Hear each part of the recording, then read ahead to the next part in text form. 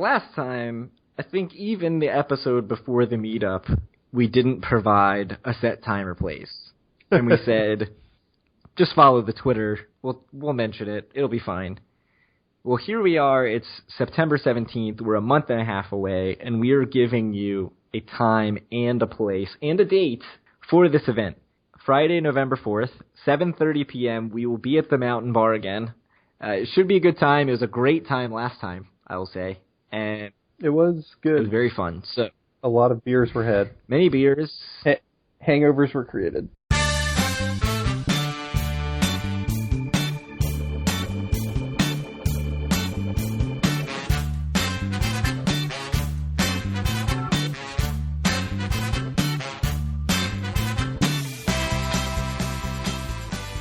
Today is Saturday, September 17th, and this is episode 24 of Due for a Win, the Atlantic City and Casino Biz podcast. My name is Craig Stone. With me is Kyle Askin. Howdy. First off, I just want to say thanks for all the positive feedback from episode 23, which was the comp harvesting episode where we had Eric Rosenthal on. The feedback has been incredible. The plugs from other people, from other podcasts, Vegas Fanboy in particular, gave us a very, very kind plug on his most recent episode. So it was very cool to see all the positive response to that and people saying that they thought it was our best episode yet. So we'll try to keep that up for you and not let you down with a big, coming off a big win and then, you come out with a stinker or something like that. Hopefully that's not what episode 24 is. But so this is going to be our letdown game, basically, is what you're... A trap game. Yeah. Yeah, we're playing the last place team here, the News. The News is the last place team. So speaking of the News, and speaking of last place sort of news, if you can call it that, the city has failed to approve a dissolution plan for the Water Authority. And if you've been following, that is required for the state loan. So that actually had to be done by September 14th. It is now September 17th, and that has not happened. So the city has violated the terms of the state loan. I will link to a Christian Hetrick article about this, probably also an Amy S. Rosenberg article. So the city and Don Guardian has asked the state for a reprieve. As of Friday, the state has not made a decision. They're saying they're reviewing everything and discussing their options. Marty Small, the Atlantic City Council president, has basically said, or he did say, this is a quote, that it shows we can't make the tough decisions necessary. So that's a pretty damning quote. What do you think, Kyle? Is Atlantic City totally boned here, or is the state going to show some mercy and not just step right in and take over? I don't know. I have no idea. It certainly doesn't reflect well on them that, they didn't do the steps that were necessary for them, not just to lose control of the city immediately, but, I don't know. I mean, this doesn't seem great, but I think for now, nothing has happened yet, so I will stick by my tried and true. I don't really have too much to say until something actually happens. Yeah, I mean, I can't... so one of the things that happened in this whole bullshit about the municipal utility is that at some point, the city council actually voted to basically rescind the agreement to take the loan. So they actually voted and got a majority saying, let's go back and tell them that we don't actually accept the loan. And that was nonsense. It didn't mean anything. It was too late to do that. So even though they got that vote to go through, the city council, I don't remember if it was Marty Small or Don Guardian, basically said, you can't do that. We've already accepted it. The time to do that was months ago. So that didn't mean anything. But it did make it pretty clear to me, at least, that there are many members of the city council who never wanted the loan or didn't want the loan with these terms, perhaps even prefer bankruptcy over the loan with the terms that the state provided. And I think there's definitely a sense that the state came in with these regulations or these restrictions on the loan that were basically set up to make the city fail. That being said, this was not, in my mind, one of the harder things for the city to figure out, and they couldn't figure it out. And they had plenty of chances. I mean, this thing went up for a vote, or was on the agenda at least, I think, 5 times, and they never got the thing passed. Like, they never even moved it forward. So, not a good look for the city. I think if the city council is trying to say that, oh, we're, fighting the good fight here and drawing a line in the sand or whatever, they're going to end up looking foolish in the long run. But I don't know. We'll see where this goes with the state. Yeah, I mean, I think like you said, I think it's not entirely unreasonable to be like, we're just not going to do this because whatever. Like, we didn't want this loan anyway, which I think is kind of the opinion of the 4 city council members that have consistently not voted for this. But, I don't know. We'll see. We'll see what the state decides to do. But I think if they continue on like this, they're just going to lose the city to the state. Yeah, it certainly seems like they've started down that path. So we'll see if the state takes advantage or if they give them a little bit more of a leash. So in other state news that revolves around long, annoying legislation, annoying depending on who you are in the in the process, Polo North, which is Glenn Straub's company, presented their site plan to the Casino Reinvestment Development Authority, Land Use Division, so not the whole CRDA, just the Land Use Division, on September 8th. And that meeting started out well enough, and seems like the opinion about Revel's site plan or Polo North site plan for the Revel property was pretty positive until they asked for a plan for landscaping. And at that point, Glenn Straub, who was in the audience and who, according to Nicholas Huba from the Press of Atlantic City, was at least had his eyes closed and possibly dozing off during the meeting, got quite displeased and stormed out of the meeting, had some choice words for the CRDA, basically saying that they're putting up all this red tape, but now they're asking for a landscaping plan for 100-some-odd-thousand plants, and he threatened to withdraw the application. I think he actually said, withdraw, and kind of stormed out like it was some sort of, procedural drama on TBS. Straub's attorney requested that the hearing continue, so they did not withdraw the application. They actually asked him. They asked the attorney at the end. So they're like, should we just assume that you are not withdrawing your application? And he's like, correct. Yes.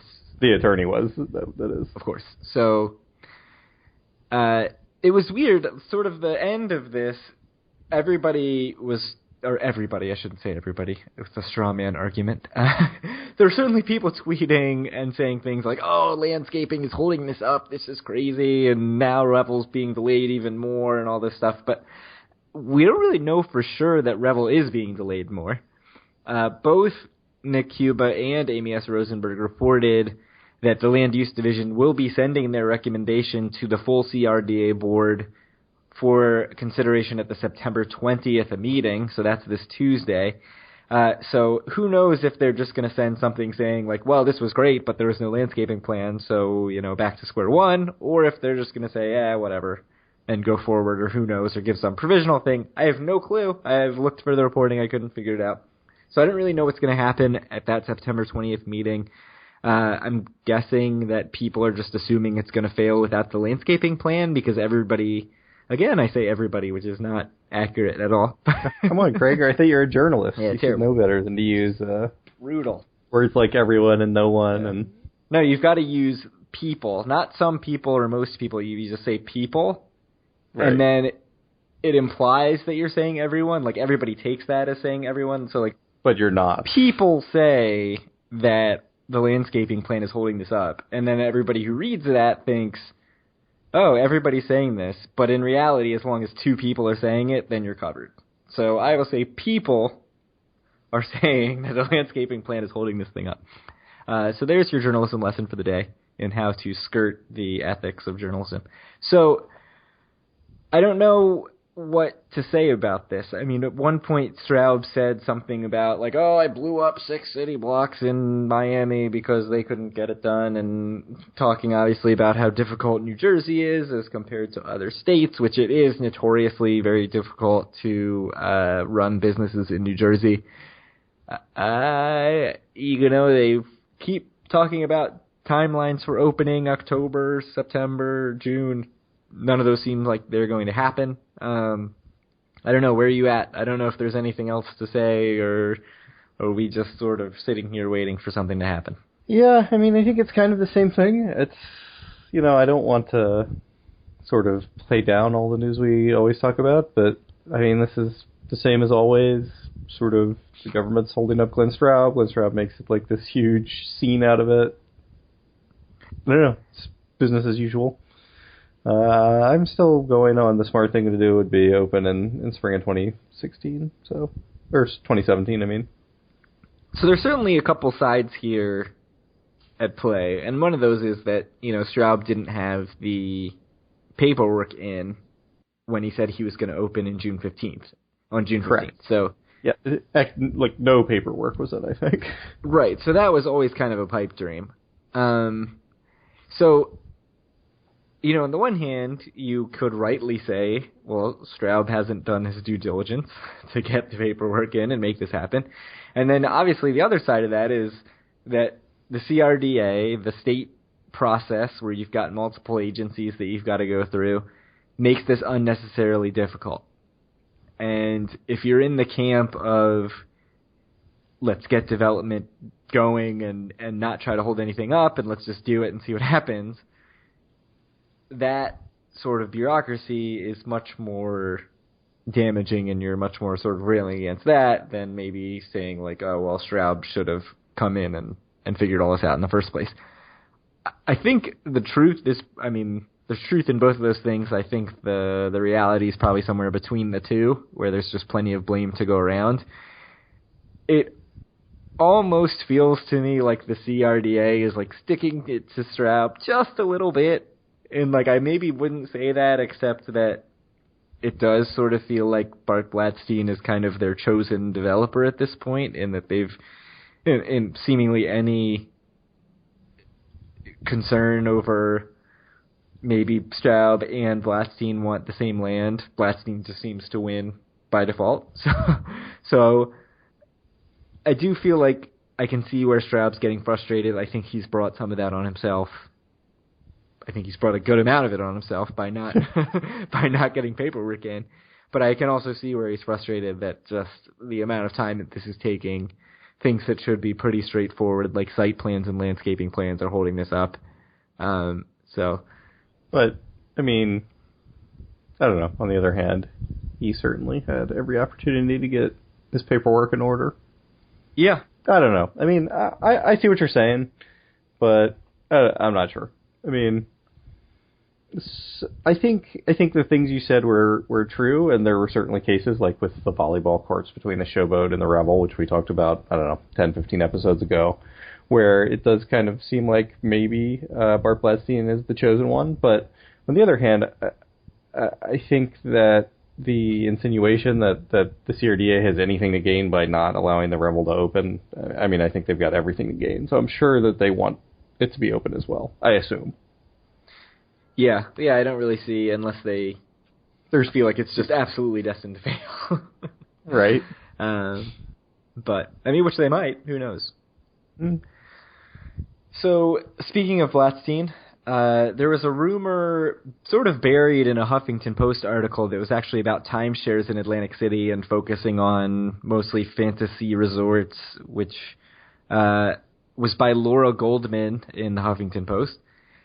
But in the middle of this article, there's a brief portion about Bart Blatstein, and it's kind of talking about the investment opportunities in Atlantic City.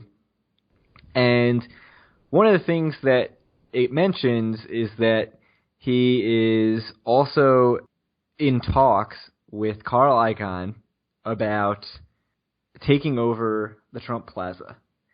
And this is kind of a surprising thing to throw in the middle of an article that is not the lead. I mean, I feel like if this was written by somebody who covered Atlantic City for a living, it would have been the first lead in there. I mean, it would be a big deal. I mean, you've got a closed property and somebody who's buying up a ton of property now talking about possibly purchasing it. The goal of sort of this talk was to add parking capacity for the playground. And I just want to thank Mark in the Facebook group who actually tipped us off to this, to not only to the article, but specifically to this point in the article. He kind of said, like, oh, well, this is news. And to me, this seems like kind of a big deal.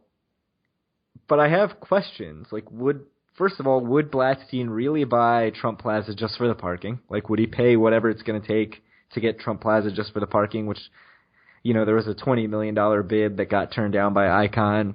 Who knows if he's come off of that price since then. You know, that was a couple years ago. And the other question is, would he buy the Trump Plaza and actually only use the parking garage, which is, to me, sort of a terrifying proposition, right? Like, if somebody's going to buy one of the closed properties, I want them to have a plan for it beyond just, oh, okay, I want the parking garage, and I'm just going to keep everything else dark. Do you have any thoughts about either of those questions? Like, would he really do this? Is there any smoke here? I mean, I think that Bart Blatstein has turned out to be also, like, fairly erratic in some of the things he's been buying, and, you know, who knows what he's doing with. You know, like like I just mentioned, the volleyball courts between Showboat and Revel, the big fight over the pier right outside, sort of between Showboat and Revel.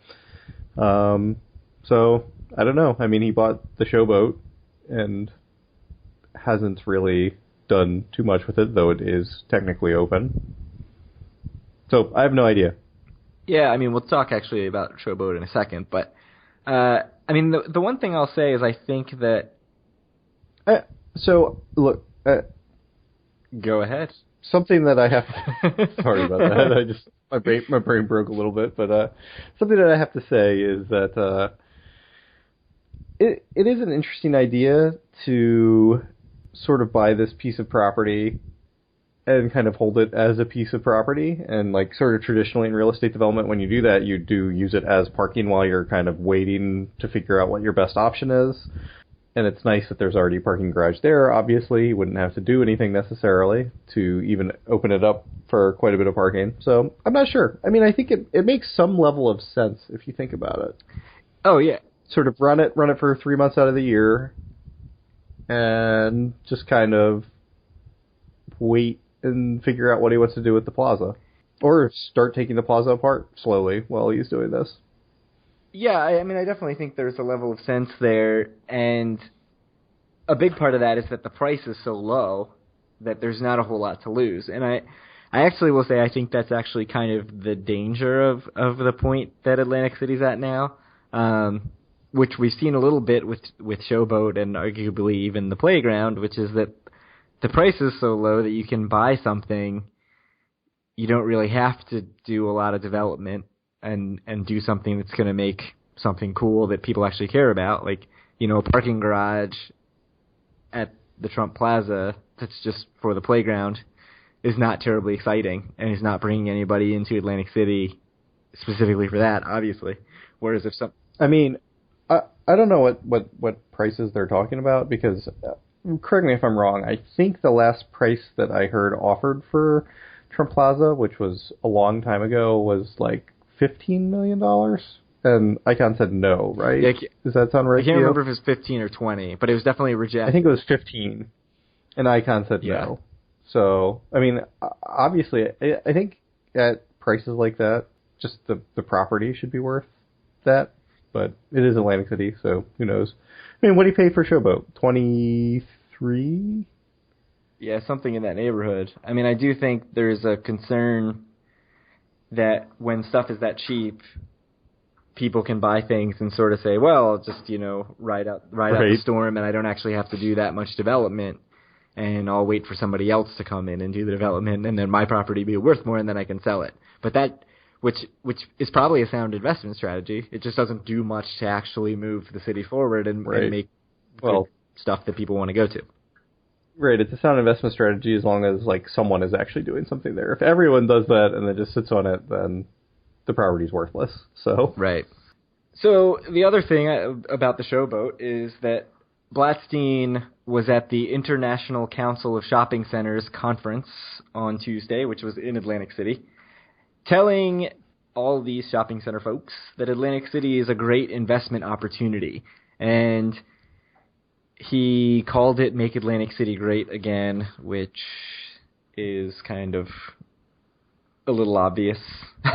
It's timely, Craig. It's a timely thing to say. He's so timely. And he did say about Showboat that I can't tell you what I'm going to do with it, but it's going to be amazing. So no detail there. And Nicholas Huba was tweeting this whole thing kind of with these platitudes that Blatstein was saying about how great AC was and how you can't lose if you invest there.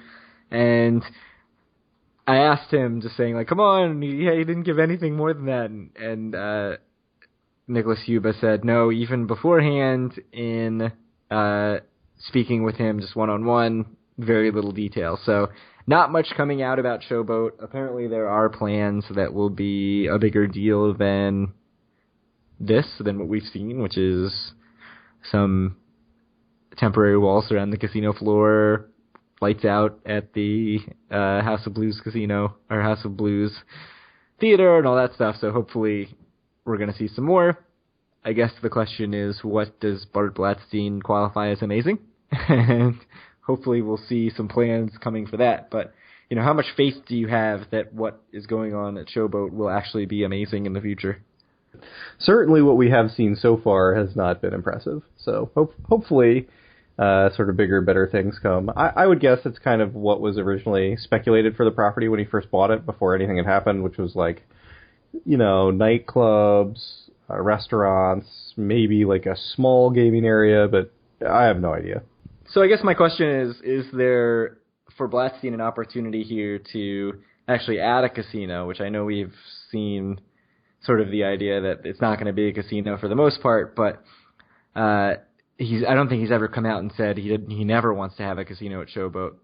So with Taj closing, with Revel held up, is there an opportunity to jump in and be the 8th casino? Is that attractive for him, or we've seen the red tape? Does that just take too long and probably not going to happen? If he really wanted to be the 8th casino operator, he probably could, but I don't think there's any reason to even begin thinking about that until the spring. So I'm not sure what advantage that would have. Yeah. I guess, it seems unlikely just because he's never really mentioned an interest in it. You'd think at some point there would be some ruminations that he's interested in running a casino or opening up the casino floor at Showboat. But we haven't heard anything about what his plans are going to be for that big space. And Showboat was, you walked in and it was a big rectangular casino. And we haven't heard any plans for that at all. So it's weird. It's weird that we're at this point where now there's 7 or 8 months until the peak season again, and we just have no idea what's going to happen. But I guess once actual development starts, we'll start to get a better idea. Yeah, we'll see. Like I said, I don't think the plan was ever to open a big casino there anyway, so there's not really a reason to have a small casino there, I think, with nothing else. So I think he's going to do whatever development he's going to do first. So we mentioned the Taj, and speaking of the Taj, they have filed the paperwork to close on October 10th. So it seems like they're going to close at, I can't remember, either 5 or 6 a.m. on the 10th, which I think is a Monday. And this is not terribly surprising. We've talked about this. They've announced these plans before. They just hadn't filed the necessary paperwork, and now they have. But the interesting thing is that we have heard rumblings in the Facebook group basically saying that it's possible that the Taj will reopen in 5 or 6 months and come back for next peak season, so next summer, next spring, really. And several Facebook commenters have mentioned that.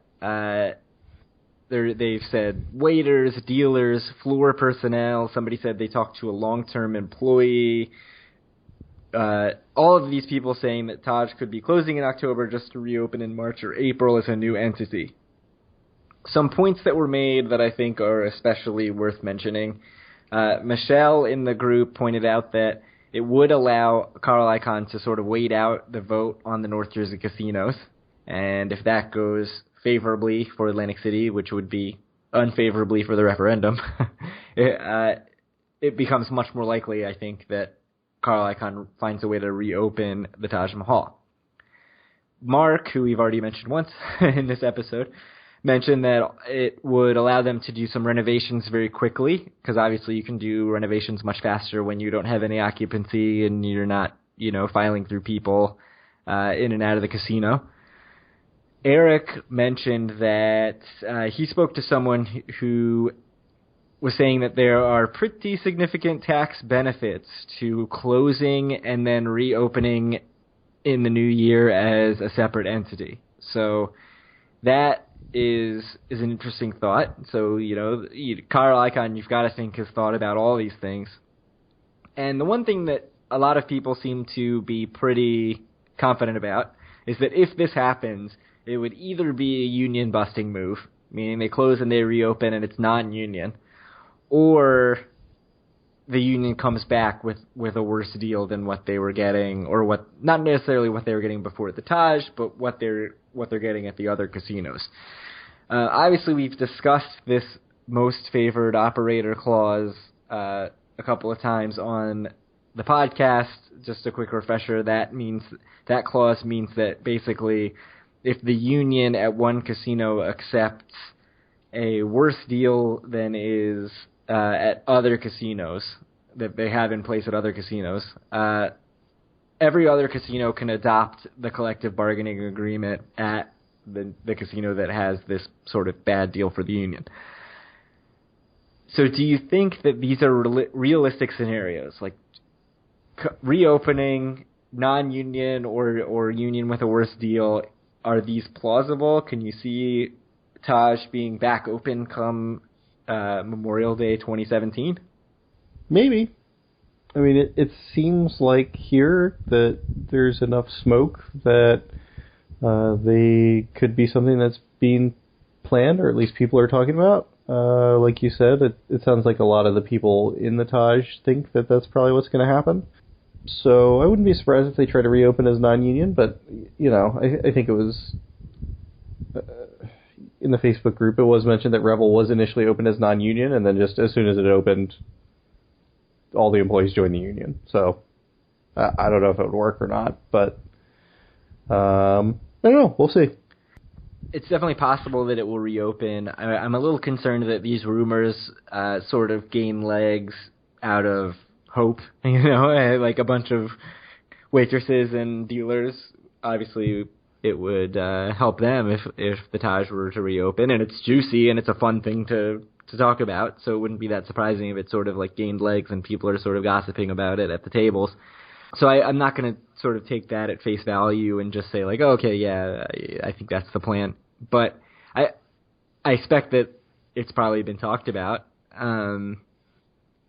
My thing about the union stuff is I'm concerned that the union would make life hell for Taj if it opened as a non-union shop. Like, I think that they would be there picketing, and it would just make things very difficult.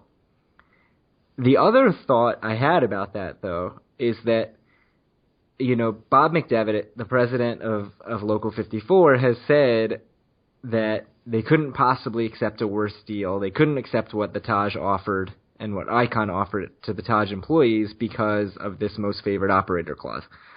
But at the end of the day, I think they, A, could accept it, and B, could accept it feeling fairly confident that if, say, Caesars or Borgata or Tropicana came in and said, okay, well, we're going to adopt the Taj's crappy CBA now, they would know that they could then go make it very difficult for those casinos and really hurt the bottom line, possibly more than whatever they would gain by taking the deal.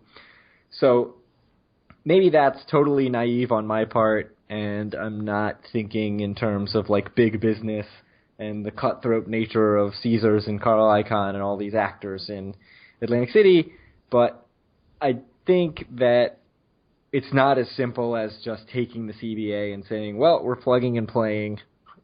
We see that this is more favorable for us, so we're going to take it. I don't think it's that easy, and I think the union knows it's not that easy. So I do think it's possible that they would take a worse deal at the Taj. I don't think that's right. No? Yeah. Well, was that something you read somewhere that people were talking about? No. Because I'm pulling this totally out of my ass, Kyle. I think that the millisecond they sign something like that, every single casino in Atlantic City goes to that deal.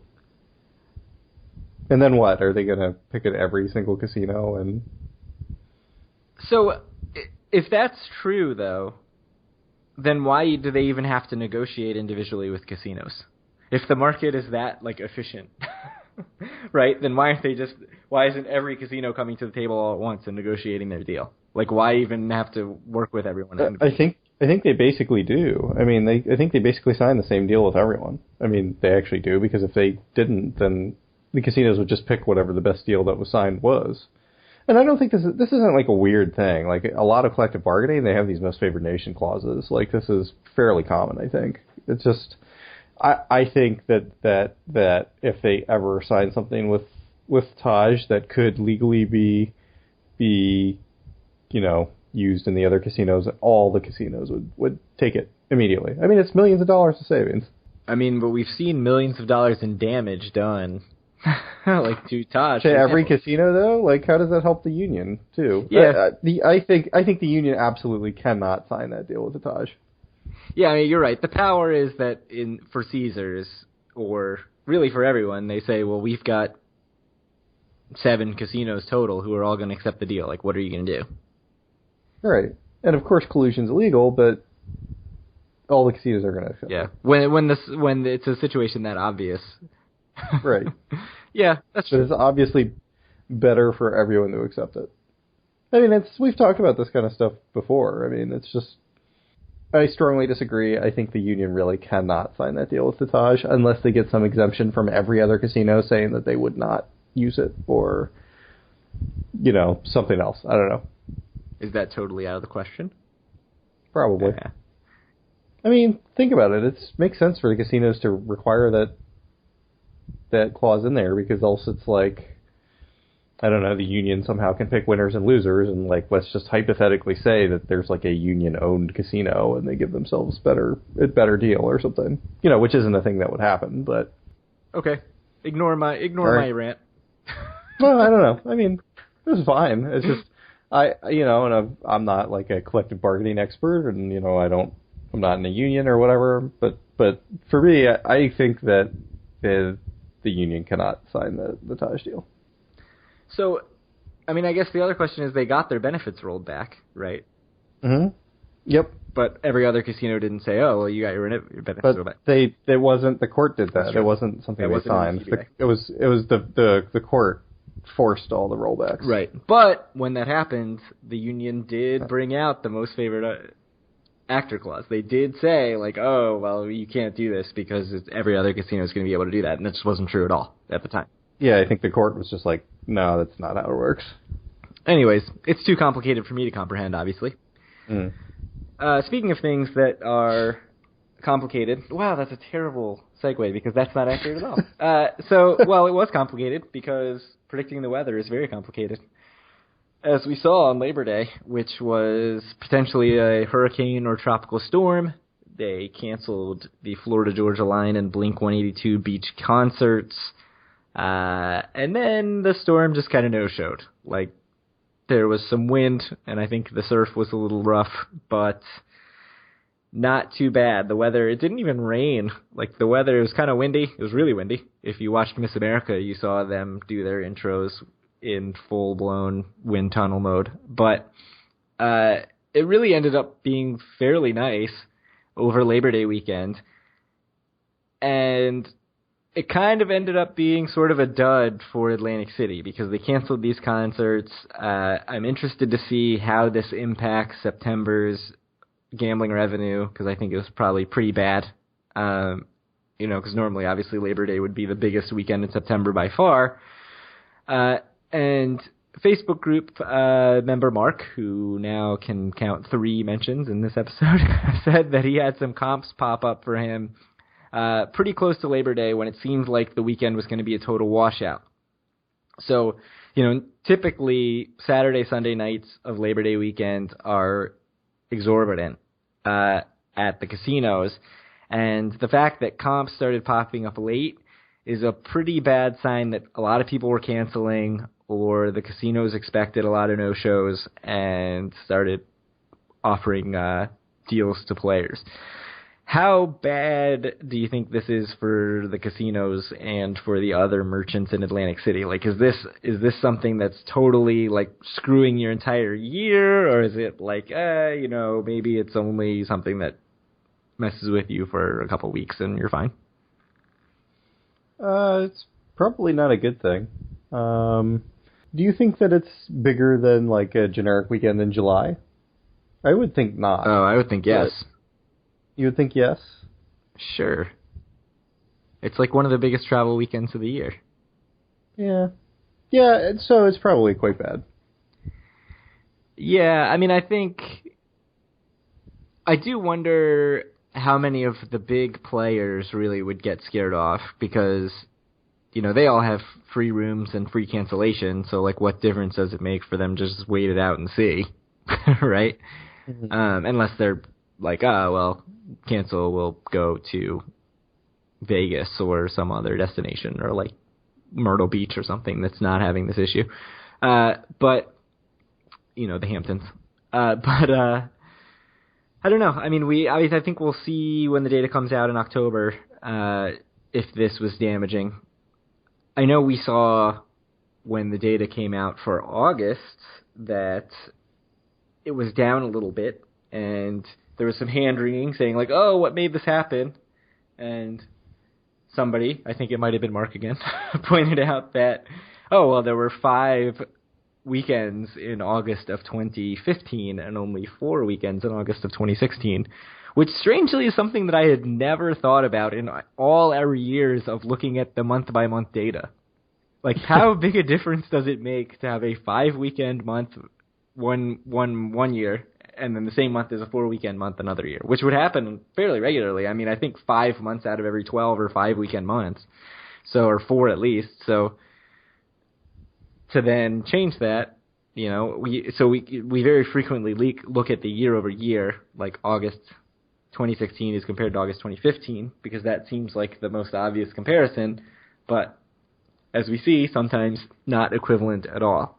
So I thought that was interesting.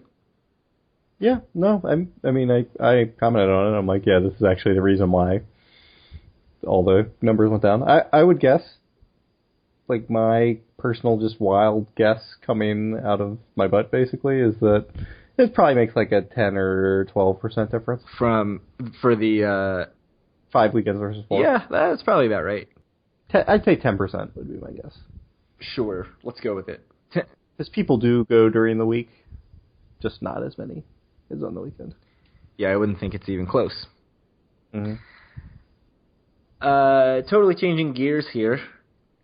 We saw an article talking about millennials, which is the hot topic, millennials and gambling. If you follow the Vegas Twitters, it's all about millennial marketing.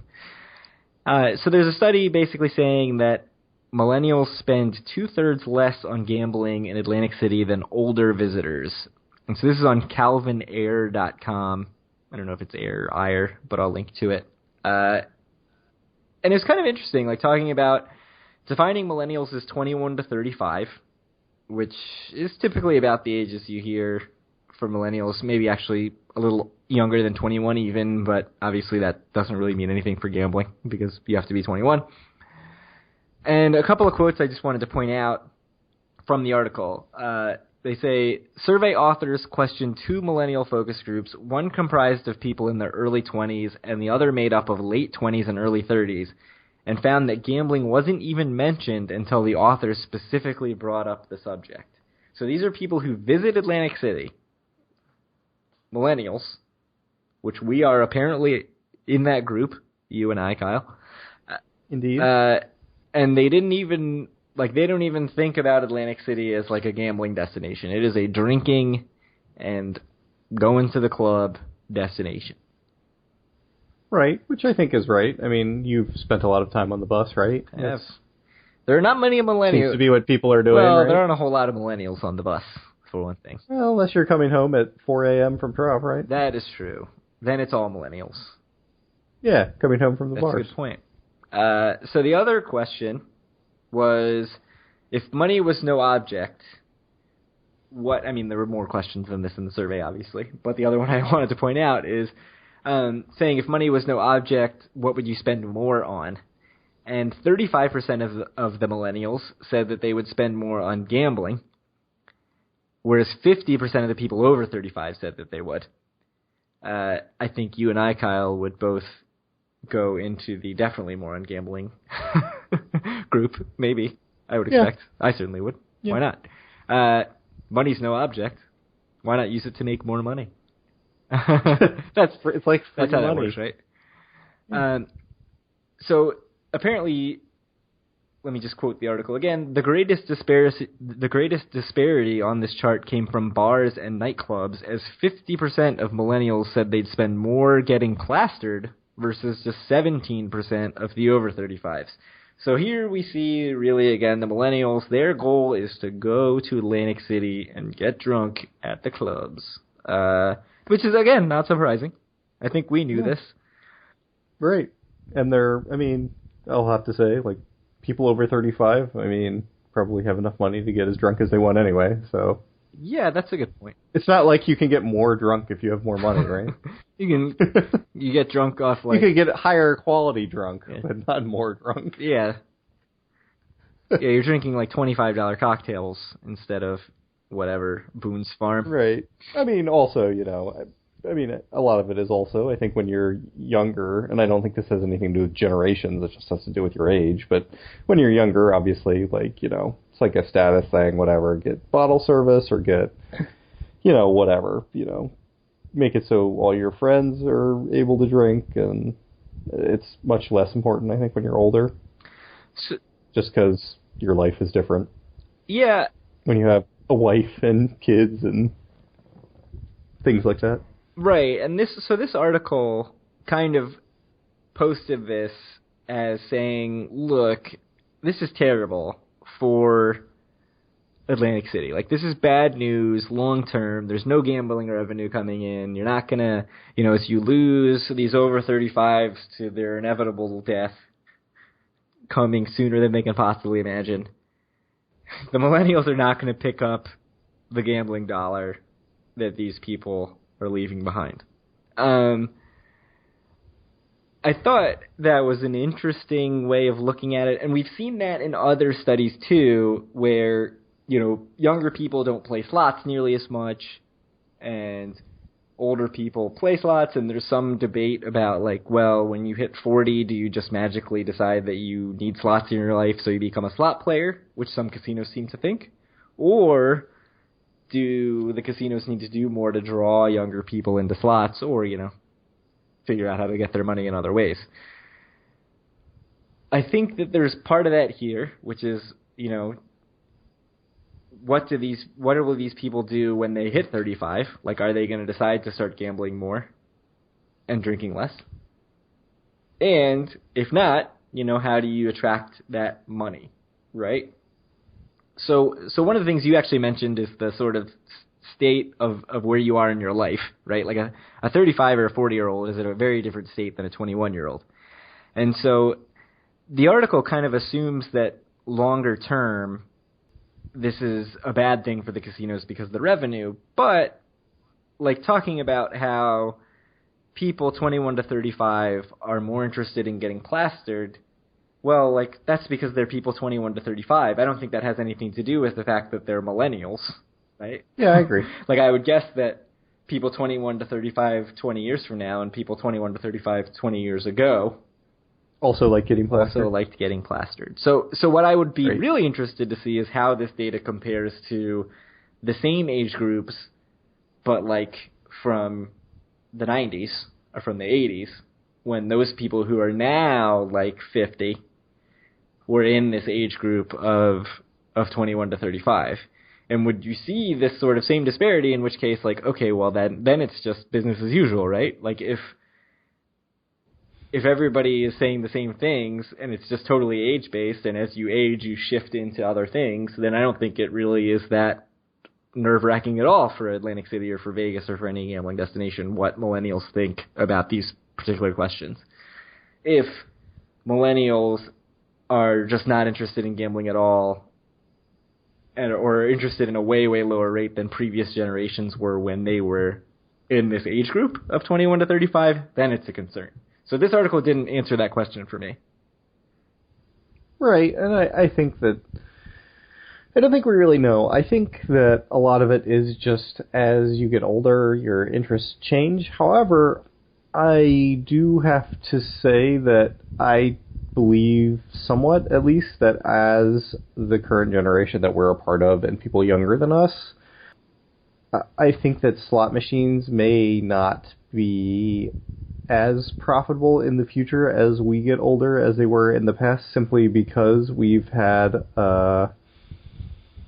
sort of grown up with a different sort of entertainment with things like video games, and I think that if you played a lot of video games, it makes slots perhaps like a bit less interesting, which is why, I mean, they mentioned it in the article, but, you know, there's been a lot of talk throughout Vegas, throughout the whole industry, about skill-based gaming, which I think is much more up the alley of people who grew up with video games. So I do think there will have to be some change, but how much that's going to matter, I'm not sure. Yeah, it'll be interesting to see. I definitely agree. I think that if there's this idea that people are magically becoming slot players as they age, like if they hit 40 or 50 and want to play slots, I just don't think that's true at all. So you definitely need to evolve. I don't know if that's skill-based or if it's gamification. Like, are you going to get a badge when you get five of a kind in slots? I don't know. I do have to say, I'm a bit surprised that you could, like, if the casinos were really on top of things, they could make, like, their tier credits, like their cards, it could be a lot more Skinner box, like a lot more, like, Zynga-like. Yeah, badges, leaderboards. I cannot believe it has just not be happened. Like, hey, you have to put, like, 15 more credits in, right? Like, if you get 15 more credits today, we'll give you, whatever, $5 for food or something, like when you take your card out. I don't know. Yeah, and they could do a lot more there, which I'm actually happy they haven't, because you can argue that that's not really what society needs, but... Yeah, I mean, but I can't believe it hasn't happened. I mean, I also can't, like, they've really been, you know, they need to get some people in who have taken classes on things like Skinner boxes, which are what a lot of games are becoming these days. But that's a whole different conversation. So. I mean, for one thing, like, just look at something like Zynga slots on the phone. Like, what makes someone play a free slot game on the phone that doesn't give them any? Like, it's not like My Vegas where you're getting rewards that you can use in Las Vegas or at Borgata now. There's no real benefit to this. You're just sitting there spinning slots because you're getting a badge or you are competing against other people in your, whatever it's called, Game Center or whatever the heck on iOS. And none of that's been adapted, which is kind of surprising. But that's a conversation for the future, I think. Yep. Because I mean, it has to be coming, I would think, but it's too obvious. So, but I thought it was too obvious 2 years ago, and it hasn't happened. So. Yep. I have something in here about sports books. I don't know if you want to touch on that for 2 minutes or just move on. No, we can talk about it. I don't have much to say, but you can say your piece about it. So Caesars Palace in Las Vegas has started charging $75 for a chair to watch NFL on Sundays. And with that, you get 5 drinks. They also offer VIP seating for $300. I saw this on Twitter from Mark Meltzer. You can read a whole article on it on frontdesktip.com, written by Mark Meltzer. who's actually also a writer for TravelZork.com. And what this had me thinking about was, why doesn't Atlantic City just have sports books but without the betting? Like, if people are going to pay $75 just to come in and sit down and watch football all day, like, why not just do that and cut out the betting portion? Right? Because obviously the sports betting thing has been dragged out in court forever and doesn't seem to be coming to New Jersey anytime soon. But, like, is there money to be made by setting up sort of big screens, stadium seating, pay to sit there, have a food and beverage minimum, and people will come and sit and watch sports in Atlantic City casinos? Not really. No. I mean, maybe, but what's the advantage of that over going to a bar for free and watching stuff? I mean, there's a big difference between Vegas and Atlantic City, and that's you go to the sports book in Vegas to make bets while you're watching a game. And I think without that, like, I don't think a sports book makes sense. I would guess there are a lot of people in Vegas who go to these things and do not make a bet. That pay $75 for a chair and go and don't make a bet. But there's probably some people who do, but I don't think a lot, and I don't think that... Or who make such small bets that it's meaningless to the casino. But still, they're betting. I don't... Like, would you ever pay for this? No, but here's why. Not because of the betting thing, because I go to Atlantic City for 1 or 2 nights at a time. So when I go to Vegas, I go for 3 or 4, typically 4 nights at a time. Sitting down and being there all day, I mean, I would never do this for the NFL because I just can't sit through that much NFL football. But the idea of going and being in Vegas for NFL or for March Madness or something like that has a mystique to it. And if you're there for 5 days, taking 1 day out of it to be in a sports book and drink and, sort of soak it in Vegas, I think makes much more sense. If you're in Atlantic City for 1 day, if you were a day tripper, which makes up a significant amount of Atlantic City's visitation, obviously you're not going to drive into Atlantic City just to do this when Buffalo Wild Wings is down the street. Right. So I think that's tough. I do think I would be interested in seeing a trial run, but like the expense is so high, why would they do it? I mean, unless the Borgata, which has a really nice race book, could try something like this on a Sunday in the winter when most of the races aren't happening anyway. Like, I would be interested in seeing something like that. But as far as somebody actually building a sports book, like this idea of going somewhere and playing, unless they're setting up like daily fantasy sports terminals or something like that, or the casinos themselves are setting up a daily fantasy sports tournament. Ooh, now we're really getting into good ideas. So, you could, right? The casino could set up daily fantasy sports where you're competing against other people who are sitting there in the room watching with you. Yeah, you could in theory do that, I guess. Not in New York, but in New Jersey, I think. No, New York's reapproved it. It's fine again. Yep. Oh, really? Oh, it's back. So, I don't know. I just don't think it's going anywhere because the DFS thing, when that first sort of cropped up, New Jersey was very quick to say, like, you can start doing this now, right? And all the casinos were kind of like, let's wait and see what actually happens with this, and then they kind of never did anything with it. So I would be interested to see, just because I'd be interested to see if anybody comes out, but I don't know. I mean, when we go in November, I'll keep an eye out in the bars and see if everybody's sitting around watching football or if people are more interested in being on the casino floor because that's what they went to Atlantic City for in the first place. I mean, I do think there's definitely still a sense in Atlantic City casinos, for the most part, that any time taking someone away from the casino floor is bad. And this is taking people away from the casino floor for a very long period of time. With no actual benefit because there's no sports betting. Well, I mean, if they have to spend $75 on a seat, the benefit is exactly $75. And I mean, there's a benefit, I think, of if you're creating an atmosphere where people want to come and want to watch football, and you're getting people into the door, and there's excitement around it. I mean, I think it's a bad idea. Well then, Kyle has stated bad idea. I mean, I tend to poo-poo most ideas anyway, and some of them probably are actually good ideas, but I don't see this making sense for a casino. or making sense for a person either. So yeah, I can't really see it taking off unless there's some angle, like some sort of daily fantasy angle or something like that. Yeah, like why would I go to a sports book in a casino where I can't bet? I mean, they wouldn't call it a sports book. It's a sports book. They'd call it a Buffalo Wild Wings. Yeah.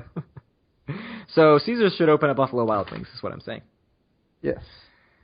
I think that pretty much covers the content, the news. I just want to point out that we have well over 100 Facebook group members. So since the last episode, we passed 100, and I think we're now over 110. So definitely very cool. A lot of that's a response to the last episode where people were very interested, and it got a lot of pickup, and everybody was kind of talking about it. Everybody was talking about it, 100% of the population. And I see that we're now at 120 members, so very cool. Lots of good conversation there. Definitely, it's actually been helpful for me because a lot of people have pointed out little things like that Huffington Post article that I never would have noticed if Mark hadn't posted it in the Facebook group.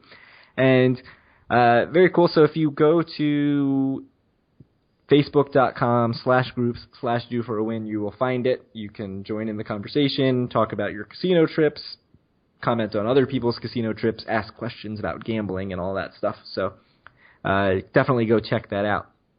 Several of those group members are actually going to VIMP, which is the Vegas Internet Mafia Family Picnic, featuring Vegas Tripping, Vegas Gang, Vegas-made iOS app, 500 by Midnight, Vegas Fanboy. You can bet on that.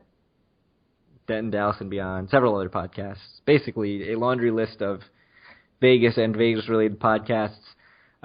If you were listening to this podcast, you have probably heard of VIMP. So if you go and you see each other, definitely do the secret do-for-a-win handshake that doesn't actually exist. And I don't know what that'll get you, but you will be around other Atlantic City fans, and you can commiserate about how you're in Vegas, but you really wish that you were at the Boardwalk Bar, the Boardwalk Saloon at Bally's, and not in Las Vegas.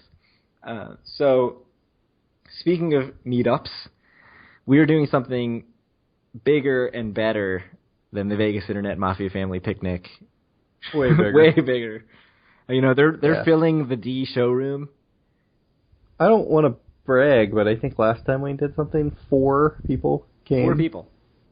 Yeah, that's a lot. So, I think we have at least that many who's already said that they're going to come to this, though. Yeah. So it shouldn't be smaller. It will not be smaller. So it will be bigger. I will go out on a limb and guarantee. And here's why it will be bigger. Because last time, I think even the episode before the meetup, we didn't provide a set time or place.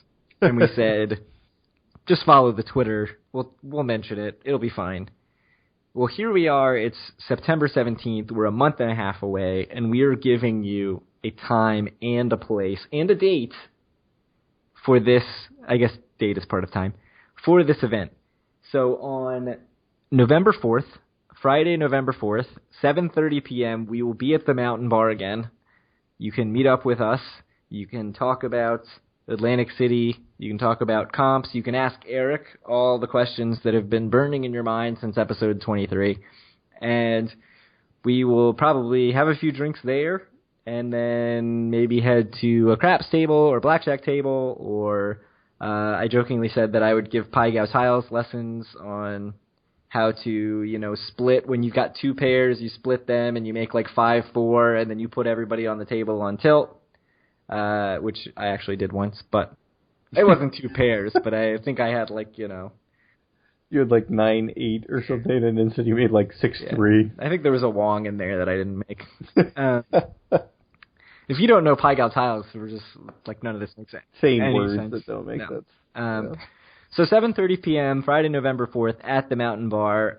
Hopefully this much advance notice will help. Hopefully the fact that it's a little later, because the last one was at 5, will help, because it'll give people a chance to get there.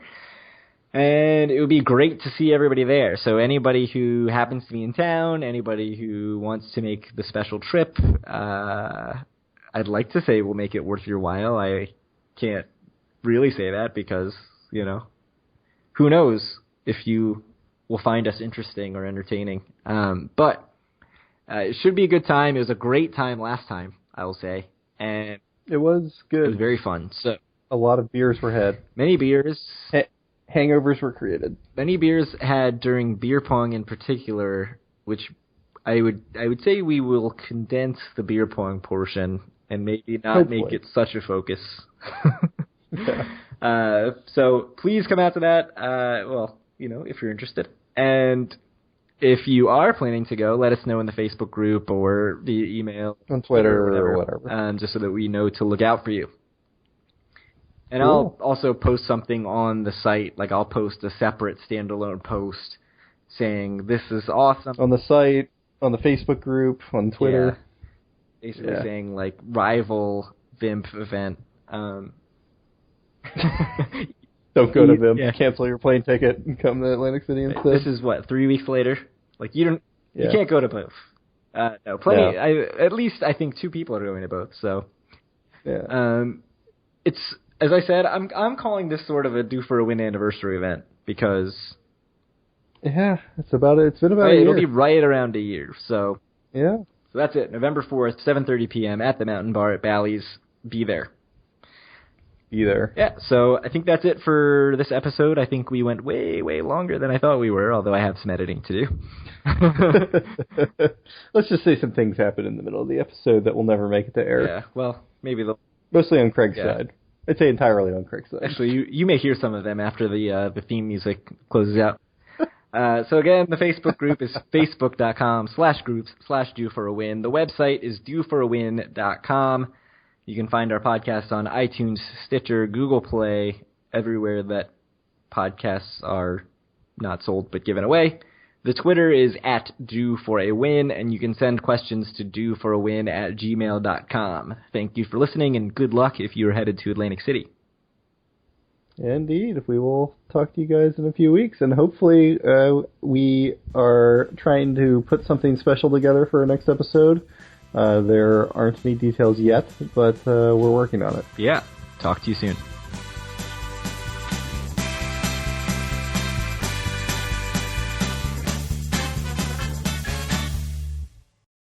I just talked about sort of the original plans of nightclubs and restaurants and small casino stuff, and then you were talking about the 8th casino operator, and then all hell broke loose. Yeah, and the siren's still... It's still there. Yeah, I hear it. It's going to be a fun one to edit, Craig. Hope you enjoy yourself.